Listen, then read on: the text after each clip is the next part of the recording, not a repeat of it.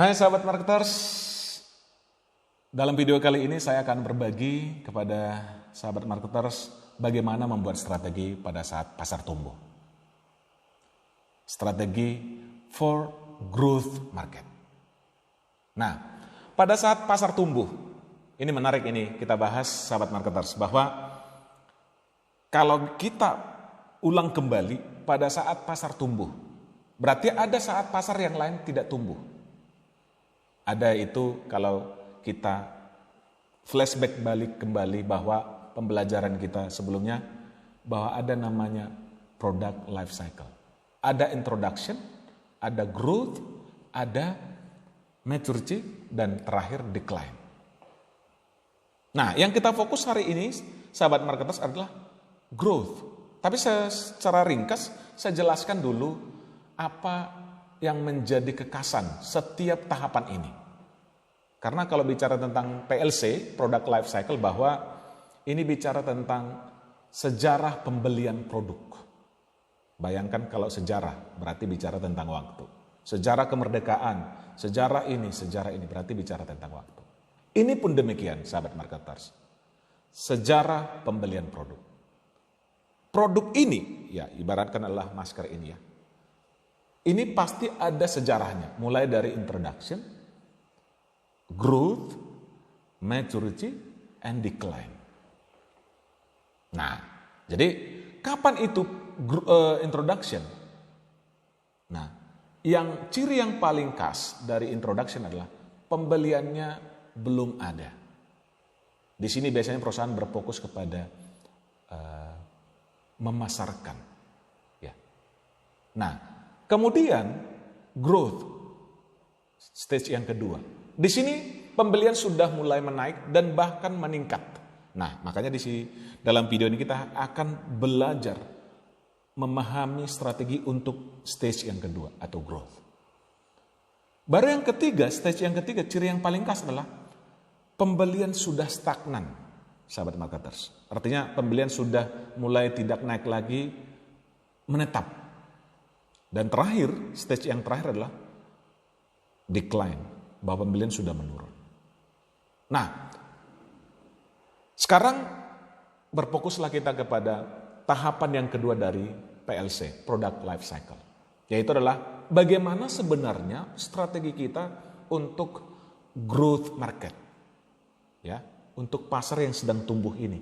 Untuk pasar yang sudah mulai banyak dikonsumsi oleh konsumen dan bahkan memberikan profit yang lebih besar. Jadi bagaimana strategi ketika produsen duduk di kursi yang empuk tadi? Karena ini stage ini sesuatu yang diidamkan oleh semua corporate atau pemilik bisnis. Karena disinilah penjualannya, profitnya sungguh luar biasa. Oke, nah dalam menentukan strategi di kursi yang empuk tadi, ya, di kursi yang luar biasa enak tadi, kita menentukan dua hal, ya.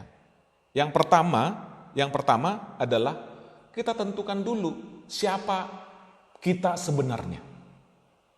Jadi ketika kita mau menentukan strategi di saat growth, pertama sekali kita menentukan dulu siapa kita sebenarnya. Kalau sudah ketentukan siapa kita sebenarnya, kemudian apa tujuan kita? Nah, dua langkah ini aja. Siapa kita sebenarnya dan apa tujuan kita. Ya, sama dengan ketika teman-teman ada di suatu kelas kompetisi. Ya. Untuk membuat Anda number one di kelas itu, kamu harus lihat dulu siapa kamu sebenarnya dan apa tujuan kamu. Ya kan? Sama, di dalam bisnis pun sama. Untuk bisa duduk di growth stage itu, di dalam pasar yang tumbuh itu, kita harus memahami dulu siapa kita dan apa tujuan. Oke? Nah, sekarang kita satu-satu bahas siapa kita. Nah, di pembelajaran sebelumnya, sahabat marketers, bahwa kita sudah harus memilih sebelum growth, di introduction, kita harus memilih apakah kita pionir atau follower. Nah, di situ saya nggak bahas lagi apa sebenarnya advantage atau kelebihan ketika kita milih pionir, apa sebenarnya advantage ketika kita milih follower. Semuanya punya kelebihan masing-masing. Ketika kita memilih ini ada kelebihannya, ketika kita milih ini ada kelebihannya. Nah, tidak perlu saya jelaskan di dalam video ini. Nah, jadi di tahap awal memutuskan siapa kita sebenarnya. Apakah follower atau pionir? Karena setiap posisi ini, siapa kita ini berbeda strateginya. Nah, kalau kita putuskan memang kita pionir, berarti kita mempunyai tujuan perusahaan adalah namanya pionir. Kalau ibaratkan dalam satu kelas, ya di dalam ruangan ini, Anda sebagai orang yang number one, juara satu. Sudah Anda putuskan juara satu. Berarti strategi Anda apa? Mempertahankannya. Sangat mudah untuk. Ini ibarat sama dengan perang ini, sahabat marketers. Perang di kelas, perang di dalam kemiliteran sama. Ketika Anda sudah number one, berarti tujuan Anda sekarang bagaimana mempertahankan itu. Dalam bisnis pun, kalau Anda sudah pionir, Anda harus mempertahankan itu. Itulah tujuannya. Jadi pertama putuskan dulu siapa kita, pionir atau follower. Kemudian kalau memang pionir, putuskan dia apa menjadi tujuan kita, yaitu adalah mempertahankannya. Ya, maintenance. Ya kan? Kemudian kalau dia follower apa? Nah, namanya follower. Berarti kalau di dalam kelas ini ranking 1, ranking 2 itu sudah follower. Ya kan? Berarti bagaimana mengetek ini sekarang. Ya kan? Bagaimana menyerang supaya saya bisa nomor 1. Ya kan? Ingat, sebenarnya adik-adik tergantung sahabat-sahabat marketers bahwa tergantung dari apa tujuan kita tadi. Kalau memang, karena memang secara prinsip pionir sama follower prinsipnya adalah siapa yang duluan, siapa yang belakangan, itu aja. Tapi secara logika berpikirnya adalah siapa yang duluan dan siapa yang belakangan ini adalah kalau Anda yang belakangan berarti kamu mengetek. Kalau kamu pionirnya yang baru pertama masuk berarti tujuanmu adalah bagaimana mempertahankan. Kalau yang follower bagaimana kamu mengetek, menyerang. Nah, selesai sudah. Jadi kita putuskan yang dua ini untuk strategi di dalam pasar yang growth. Nah, mari kita bahas satu-satu. Untuk pionir dulu, nanti untuk follower. Ingat, pionirnya tujuan kita adalah untuk mempertahankan. Maintenance, market maintenance. Ya. Sekarang sahabat marketers, bagaimana cara mempertahankan atau defense? Ya kan? Ada 5 adik-adik cara mempertahankan supaya kita tetap menjadi pionir. Yang pertama kita buat ini adalah F2,co.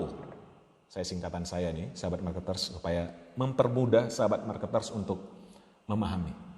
Jadi strategi untuk perusahaan yang pionir, contoh yang pionir itu adalah strategi yang paling sukses adalah Sosro. Kemudian juga yang banyak perusahaan yang pionir yang sukses. Tapi banyak juga yang jatuh. Ya. Contoh adalah yang jatuh pionir adalah Sony Walkman ya. Biasanya yang kita gunakan dulu. Sekarang dihantam oleh iPod dulunya. Ya. Jadi banyak yang pionir sukses, banyak juga yang tidak sukses. Banyak juga follower yang sukses banyak. Nah, tergantung. Jadi ini dinamikanya sangat tinggi, sahabat marketers. Oke, balik lagi bahwa kita sekarang membahas pionir, apa strateginya. Ada 5, kita singkat ini menjadi F2,co. Nah, singkatan saya nih, F2,co. F yang pertama adalah Fortress Defense. Nah, Fortress ini namanya benteng, ya kan? Bagaimana saya membentengi saya dari kompetitor saya. Kalau saya pionir, supaya tidak ada orang lain atau tidak ada kompetitor yang masuk kepada pasar saya nih, saya bentengin. Strategi ini sangat direkomendasikan ketika perusahaan Anda, perusahaan kita itu mempunyai nilai keunikan yang memang sulit difotokopi. Ya. Nah, yang berhasil menjalankan ini sahabat marketers adalah Apple dengan yang kita kenal dengan komunitas Apple-nya ya. Luar biasa tidak? Memang ini adalah strategi Apple untuk bagaimana mereka mendefense. Itu yang kita sebut dengan fortress. Ya. Nah, kemudian yang kedua, F2 Komako ya. Yang kedua adalah flanker defense. Flanker itu adalah sayap, sisinya. Kalau BJ ini adalah sisinya. Kapan kita menggunakan strategi ini? Ketika kompetitor sudah ada. Sudah mulai nih datang kompetitor. Nah, dan kebetulan juga main produk kita punya kelemahan. Ya, saya ambil contohnya ya adik-adik ya, sahabat marketers. Bahwa contohnya itu adalah Fruity, ya. Fruity ini adalah produk sisi atau produk sampingan lah ya, atau produk tambahan dari botol sosro. Nah, sosro membuat Fruity ini salah satu strategi yang kita sebut dengan yang tadi flanker defense. Yaitu bagaimana menangkis kompetitor itu dari samping. Ya. Sosronya biasanya sosro ini, jadi kalau yang paling cocok strategi untuk flanker defense ini adalah ketika ada kelemahan kita di main produknya. Ya, perbedaan sosro dengan Fruity ini adalah mungkin sosro tidak ada rasa manis-manisnya biasa, ya. Tapi Fruity ada rasa manis-manisnya. Mungkin saja, ini mungkin sahabat marketers bahwa sudah ada kompetitor yang menawarkan ada rasa manis-manisnya. Makanya Sosro membuat satu produk tanpa meninggalkan produk utama yang bisa melengkapi produk Sosronya. Kita sebutlah dengan Fruity. Oke, itu yang disebut dengan flanker. Ya. Baik, kemudian yang ketiga, sahabat marketers, itu adalah F2 Komako ya, berarti C. Confrontation. Confrontation itulah konfrontasi ya, secara langsung. Nah, ini saya teringat kalau bicara tentang konfrontasi, ini saya teringat tentang bagaimana Toyota konfrontasi dengan Suzuki, dengan tipe Avanza dengan R3. Ketika R3 naik, konsumen sudah mulai tidak loyal lagi dengan Avanza. Akhirnya Toyota mencoba menginovasi lagi Avanzanya tanpa merubah merek, tapi dengan teknologi yang lebih bagus lagi. Itu konfrontasi. Jadi konfrontasi ini biasanya kita lakukan ketika kita sudah mulai ada pesaing. Konfrontasi. Jadi konfrontasi langsung. Fight, ayo. Nah, akhirnya tentu dengan konfrontasi harapannya perusahaan yang pionir bisa mengatasi perlawanan dari follower. Kemudian yang ke F2 Komako ya. Berarti yang kedua M-nya adalah market expansion, ekspansi pasar. Nah, ini juga salah satu defense yang dilakukan oleh pionir. Ini market expansion itu bagian dari sebenarnya abangnya dari yang kedua tadi, yaitu adalah flanker defense. Flanker defense itu adalah dari sayap. Ya. Jadi market expansion, kalau contohnya seperti CBR, ya, CBR, Honda CBR Double RR, itu adalah salah satu market expansion. Itu salah satu strategi dari Honda untuk defense. Ya, untuk defense. Bagaimana mereka ekspansi pasar supaya konsumen-konsumen yang tidak terlayani. Selama ini motorsport itu sangat terkenal dengan Ninja. Tapi ada saja orang yang kepingin motorsport yang dikeluarkan oleh Honda. Makanya Honda membuat suatu inovasi yang dikeluarkannya dengan motorsport, yaitu adalah CBR Double RR. Dan tergolong sukses, sahabat marketers. Ya, baik. Kemudian yang terakhir strateginya adalah ini contraction dan menarik barang keluar. Maksud saya adalah kontraksi dan keluar. Maksud saya di sini adalah bahwa untuk strategi yang pionir, kalau memang segmen pasar ini tidak terlayani dengan baik, bagusan pionirnya bagus kepada mengelola satu segmen saja atau dua segmen saja.